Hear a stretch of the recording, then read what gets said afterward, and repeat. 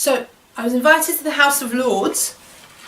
It was a focus on women and girls' rights, and this was organised by the Sierra Leone Diaspora Forum, and pretty much there was a campaign called Notinmyname because a 19-year-old Sierra Leonean girl died during the process of FGM, and a lot of people in the country were very upset, and so all the NGOs and charities got together and they decided to, you know, get together, discuss this, see how they could move forward with this because of this horrific incident that happened. Just goes to show you that Sierra Leone had already professed that, you know, FGM was bad and we've got to stop it and all this stuff, but people are still doing it. They pretty much don't care what the government's going to say about it. They're going to do it. And how are you going to monitor those people that continue to do it? And please, I need you to be very aware that this is run by women, okay? So how are you going to get these women to stop doing this to other women? FGM is really tied up into the political system in some ways because it's so cultural.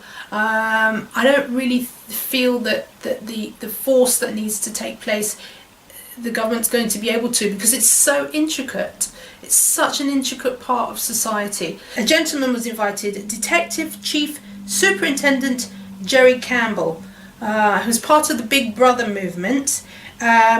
He discussed the role of men and boys. A hindrance or a solution was the topic that he was he talked about.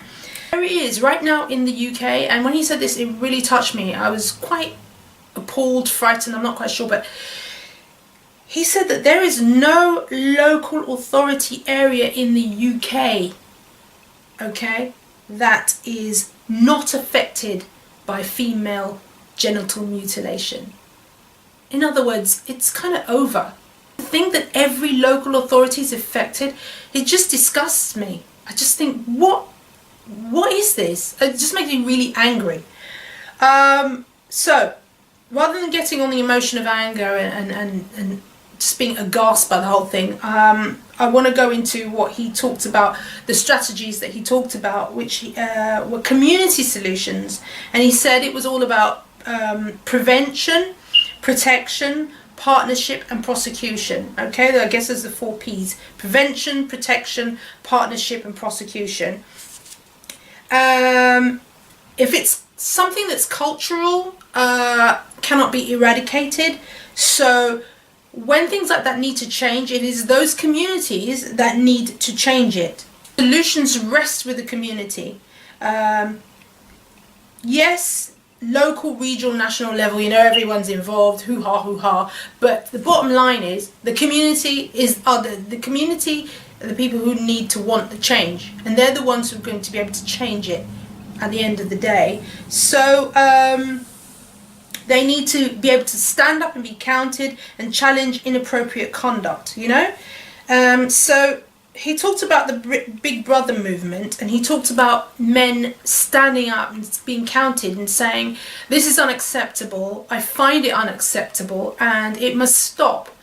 And I just want to put it out there to people out there in communities that practice FGM in the West, in Africa, in South America, wherever you are. Women are trying to change it, especially women that have been cut. You know, they're doing so much to try and change things, but really the men need to stand up now and say it's not acceptable. There are men out there who won't touch a woman who hasn't been cut, who hasn't gone through FGM. Oh, I don't want that woman, she's not clean, she's got a clitoris. Well, I think the clitoris needs to be here to stay. I think the clitoris needs to be respected. It needs to be honoured, because at the end of the day, this is part of the female form.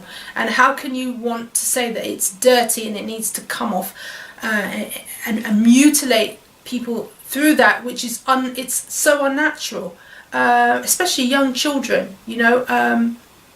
Because of the campaign against FGM, some societies are deciding to cut 6-month-old babies. Let's cut them before, you know, these people come along and tell us what to do.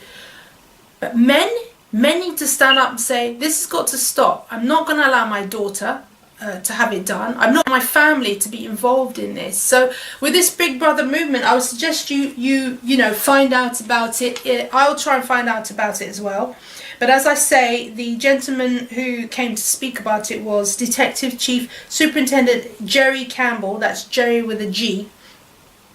You can look him up, and you can look up the Big Brother movement, and I hope that this video helps to get more men involved. Men, what are you going to do? Because women are fighting against it, but what do the men have to say? Are the men going to stand up with us? Or are they just going to watch us try and stop this act? Men need to start standing up, and they need to say, it's not in their name either. Not on my watch, not on my name, not my desire.